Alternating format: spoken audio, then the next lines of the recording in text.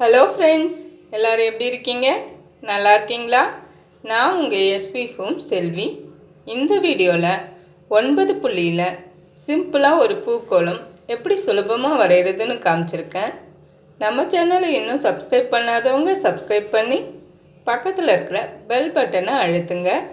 கூடவே ஆளுங்கிற ஆப்ஷனையும் கிளிக் பண்ணுங்கள்.